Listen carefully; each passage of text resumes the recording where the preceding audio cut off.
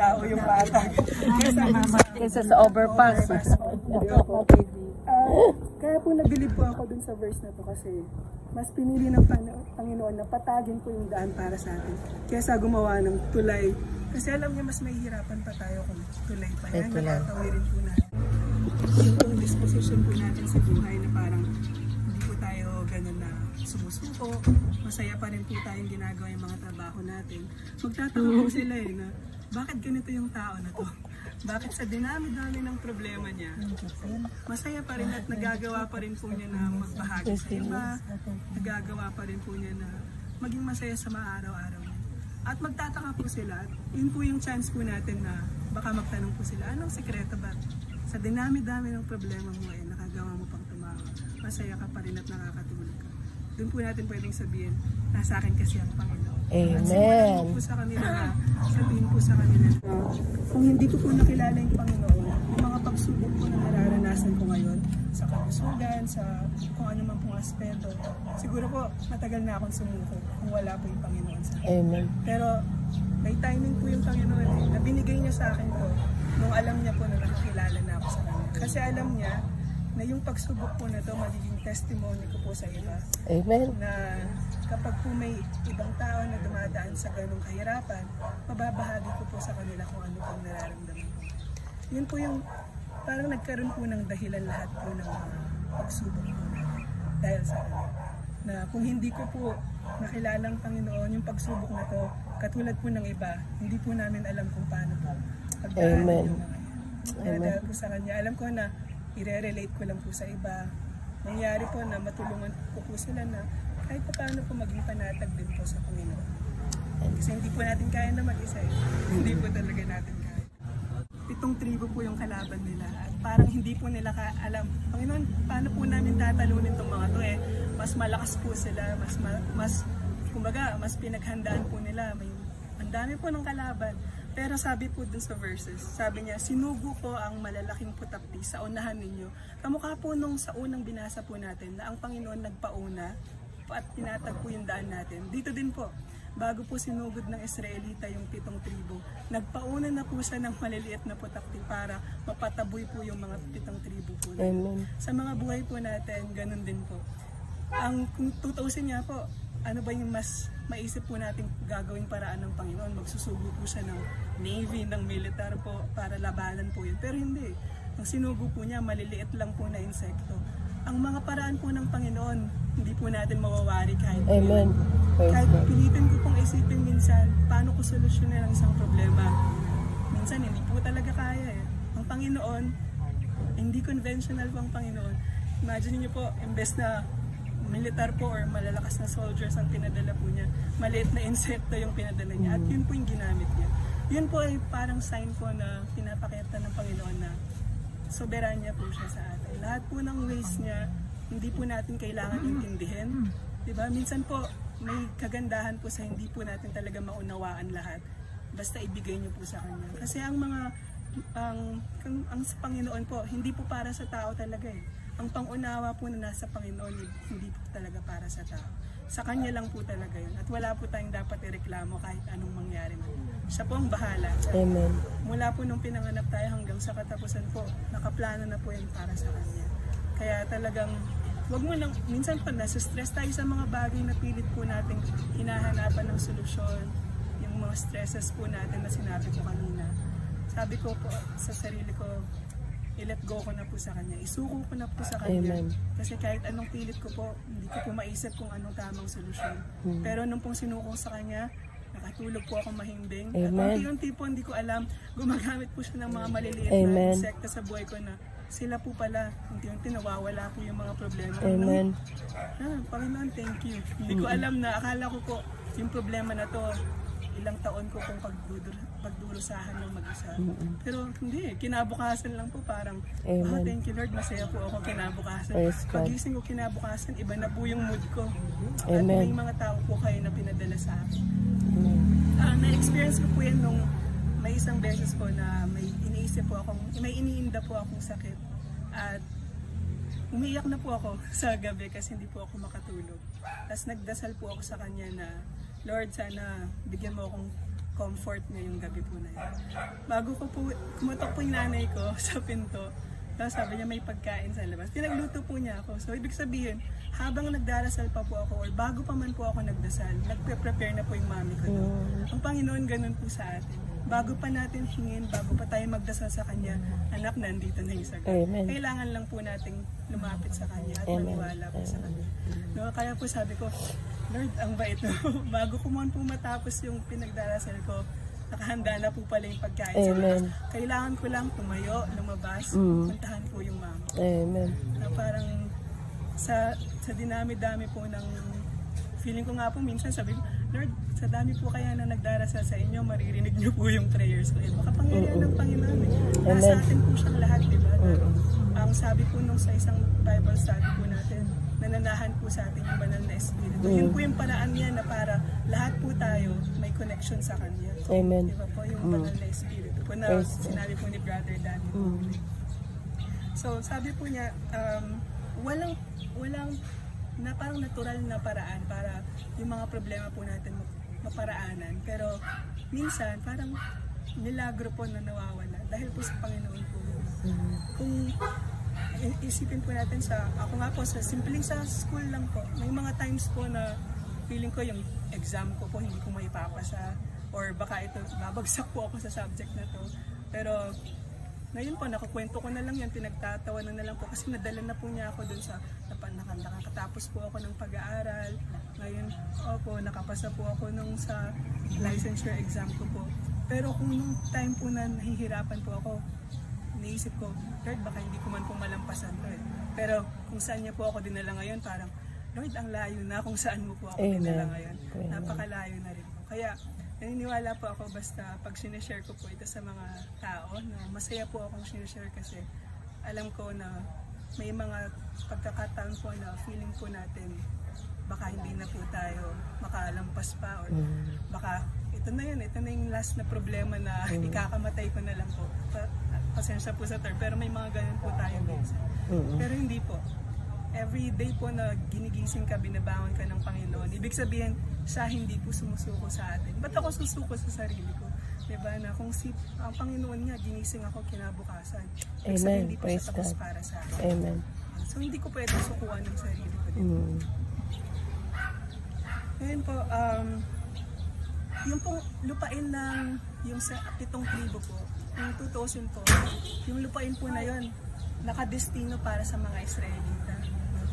Ganon din po tayo na yung kasiyahan, yung peace of mind po, katahimikan po ng isip. Pagmamayari po natin yun kung nasa atin po yung Panginoon. Pagmamayari po natin. Pero may iba po nananahan sa ngayon. Sugo po yan ng kalaban. Yung depression po, yung pag-aalala, yung stress po. Sila po kumbaga yung mga 7 tribo na nanahan sa lupain po natin. Pero kung ibibigay po natin sa Panginoon yan, papalisin po niya yun at makakabalik tayo dun sa lupain na nararapat lang na para sa atin. Na para sa atin talaga yung mga lupain. So, ba't hindi mo isusuko sa Kanya lahat ng pag-aalala mo? Wala pong dahilan para mag-alala tayo. Sinasabi ko po ito pero may mga araw po na nag-aalala po talaga ako. Ang kaibahan na lang po siguro, hindi na ako nag-aalala na hanggang 3 araw, 4 araw. Mag-alala, natural sigurong response po ng tao. Pero dahil bigla mo maisip, nasa akin po ang Panginoon. May Panginoon po na nakikinig sa akin. Amen. So, tama na. Tama na yung paglulungkot mo dyan. Tuloy mo pa yung buhay mo. Maging masaya ka dun sa binigay na araw ng Panginoon sa'yo. At tayo din po parang abangan po natin na panigurado po may bibigay po sa atin ng Panginoon. Amen. Na hindi lang po ngayon, hindi ko lang po mapangako. Ako po bilang tao, hindi ko naman mapangako po sa inyo na bukas po, gagaling po tayo. Na bukas, may pera po darating sa atin. Hindi ko po mapromise yan kasi hindi lang po ako yung Diyos. Pero ang Panginoon po, sinabi po niya yan sa Ecclesiastes 3:1 po. Sa bawat bagay ay may kapanahunan at panahon sa bawat bagay sa silong ng langit. Ibig sabihin, tamang panahon po, simpleng salita, lahat po may sa tamang panahon. Amen. Naisip ko po na kung sa mga dating panahon ko nung bata pa po ako, na lagi kong hinihiling kasi mahirap lang po yung pamilya po namin talaga. Lagi kong pinagdarasalan, Lord, bigyan mo kami ng pera. Parang sana manalo po kami sa loto o kung ano man po na may bigla ang pera. Pero hindi po binibigay ng Panginoon. Ngayon ko po naisip, na kung nung panahon po na bata pa ako, binigay ng Panginoon yun. Hindi po ako handa na Amen. tanggapin po yung biyaya. Amen. Kaya ngayon niya po binigay sa akin kasi hinanda niya muna po ako natanggapin po yung biyaya bago niya po ibigay sa akin. Kasi masasayang lang po yun kung binigay niya ng hindi po ako. Oh, amen. Praise God. Kaya po Amen. ngayon, iniisip ko, kung may pinagdadaanan po akong pagsubok, Lord, hinahanda mo ako sa isang bagay na Amen. Praise nakakala God. ko po, masayang-masaya na ako sa buhay ko. Feeling ko po, eto na po yung mga biyayang natanggap ko. Okay na po ako, Lord, pero hindi. Si Lord, susurpresahin ka pa rin yun sa kung ano mang paraan. Amen. Na alam ko, Lord, meron pang nakalaan sa akin na higit pa sa inakala ko, sa inisip ko po, sa inimagine ko po na mas masaya pa sa akin. Amen. Kaya po, sa tamang panahon lang po, pag po sinashare ko yung mga ganitong experiences ko po sa iba, ito po yung tatakbo sa isip po nila. Panigurado po yan. Masasabi mo lang po yan na maniwala ka kasi ikaw, na-experience ko na eh. Ako, na-experience ko na po eh. Nakatamasa na po ako na kumita ng malaking pera. Naka-travel na po ako. Madaling sabihin po kapag sa iba kasi ikaw, nandyan ka na eh. E paano kami na nandun? Yun po yung madalas na tatakbo sa isip. Pero ang magandang verse po na ibigay po sa kanila about sa pananampalataya po, yung sa Hebreo 11:1 po. Ngayon, ang pananampalataya ay ang katiyakan sa mga bagay na inaasahan. Ang paninindigan sa mga bagay na hindi nakikita. Yun po yun eh. Na pag sinabi po niya sa'yo na hindi ko naman ma-experience, hindi ko pa nakikita. Yun yung faith. Yun po yung pananampalataya sa Panginoon. Na kahit hindi mo pa nakikita, manampalataya ka sa Kanya. Amen. At ibibigay niya. Amen. Yun po yung problema sa atin na gusto po natin, makita po muna natin, bago natin paniwalaan. Pero sa Panginoon, hindi po eh. Hindi po ganun sa Panginoon. Yes, manampalataya ka muna para mo masaksiyan yung mga biyaya. Amen. Praise God. Baliktad po sa Kanya. Kaya po talagang ngayon po na iniisip ko po, pag ganyan po, di ba sinasabi po na i-claim na natin kasi alam po natin Amen. na tayo ng Panginoon. Amen. Angkinin mo na. Dapat kung may biyaya, Panginoon, naniniwala po ako may biyaya kayo ibibigay sa akin. Amen. Pero ang ano po dyan, maingat po tayo. Lord, kung hindi man po, thank you pa rin. Amen. Amen. Hindi naman po, pag may hiniling po ako, sabi ng Panginoon, hindi muna. Thank you pa rin, Lord. Alam ko, iniiwas mo ako sa isang bagay, may ibang bagay ka na nakalaan para sa akin. Dahil po may mga pagkakataon bilang tao, na baka naman po yung nais po ng puso natin, hindi po yun yung gusto ng Panginoon. Amen. Yes po. Kaya, kapag po may mga ganong sagot ang Panginoon sa atin, salamat pa rin po. Amen. No? Kaya hindi po tayo dapat mawalang loob sa Kanya. Amen. Ang kagandahan po pag nanampalataya ka na, ito po yung lagi kong pinagdarasal pag may problema po ako, yung peace of mind po, kapayapaan po talaga. Na hindi po siya kamukha ng kapayapaan na pag may kaibigan ka na nilapitan mo, tapos nakausap mo, parang, ang gaan na ng pakiramdam ko kasi po, na-share mo na po yung problema mo. Pero iba po to eh, yung sa Filipos 4:7 po, at ang kapayapaan ng Diyos na hindi maaabot ng pag-iisip. Amen. Ang mag-iingat ng inyong mga puso at mga pag-iisip kay Kristo Jesus. Amen. Na yun po yung peace of mind na hindi po natin ma-imagine na ibang klaseng peace of mind po pag yung pananampalataya po natin binigay natin sa Panginoon. Na tinry ko po yan ng isang beses na hindi po ako makatulog. Kakaisip po, ganun na naman po, kakaisip. Lord, sabi ko, malakas po yung pwersa ng kalaban ngayon na 2 AM na hindi pa ako tulog sa kakaisip po ng kung ano mang pong sitwasyon ko sa buhay. Tapos, bigla ko pong naalala yung verse po na sabi ko, Lord, kailangan ko po ng peace of mind. Alam ko, pag sinuko ko sa inyo, bibigyan mo ako ng peace of mind na iba po yung mararamdaman ko. Totoo man po, after ko pong nagdasal sa Kanya, parang gumaan po talaga yung pakiramdam ko. Ang sarap po ng tulog ko, parang wala nga po akong maalala na panaginip o kung ano man. Basta kapayapaan lang po. Pag-isip ko po, bagong lakas na naman po ng era. Lord, thank you po sa panibagong araw. Akala ko kagabi, hindi na po ako makakatulog o kung ano man. Pero Amen. Bagong araw na naman po yun. Binigay niya po sa atin. Kaya ang importante po sa atin, yung pananampalataya po sa Kanya, kasi pinatag na po niya yung mga daan, tinanggal na po niya yung mga Amen. bakal, yung mga tanso, at ang kapalit po nun yung kapayapaan po na ibibigay niya po sa ating lahat. At kung hindi pa rin po sapat yun para paniwalaan natin na manampalataya sa Kanya, sabi po sa mga awit po, 34:18, ang Panginoon ay malapit sa may pusong wasak at inililigtas ang mga may bagbag na diwa. So kung parang bugbog na po kayo, at lahat po tayo na-experience sa isang point sa buhay po natin, doon po talaga na maniwala po kayo, nakikinig po yung Panginoon. Alam niya po bawat luha na iniyak po natin sa gabi. Lahat po ng problema na iniisip po natin, hindi nagpapatulog sa atin. Mas malapit po yung Panginoon sa atin sa mga ganong pagkakataon. Siya na po mismo nagsabi na malapit po siya sa mga ganong klaseng tao. Kaya hindi po tayo dapat sumuko. At ako naniniwala pag ganito pong magkakasama tayo na nakakapag-share po. Iba po yung pakiramdam na marinig mo po sa mga kapwa Kristiyano, ganyan na ganito po yung pakiramdam. Amen. At doon ka lang po nare-realize minsan na iba nga po ito. Dahil bago ko po nakilala yung pamilya po ni Brother Danny na Sister Tessa po, yung circle of friends ko po, yung mga typical po na inom po, ganyan, mga maraming bisyo po, ganyan. Ang iniisip ko po nun, ang problema ko, kayang lunurin sa alak, ganyan po, nasa bisyo. Pero ang peace po na tinutukoy po doon, sobrang temporary lang po na nung time po na uminom ka, masaya ka, panandalian, kinabukasan, ay, balik na naman po, problema na naman po.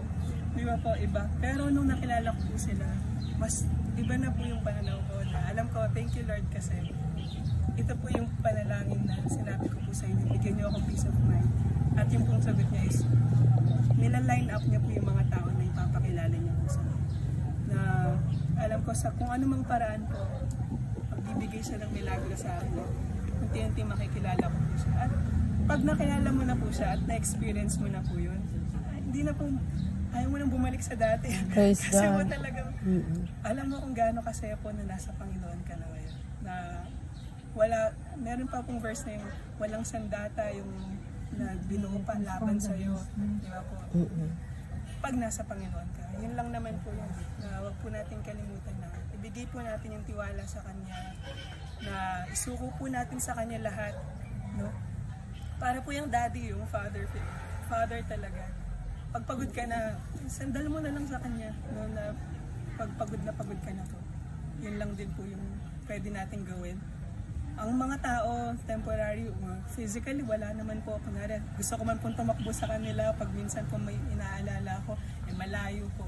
Ang Panginoon palagi nandun. Amen. Praise God. Kung ang tao, hindi palagi nandun sa atin, pero yung Panginoon, palagi po Amen. kasama ko. Kaya, Amen. kapag po, sobrang dami na talaga, di ko na kaya. Lord, ikaw na, sagutin mo na ako, Lord, ikaw na pong bahala sa akin. Masarap po sa pakiramdam. So, yun lang po yung isa-share ko po sa inyo. Amen. Praise the Lord.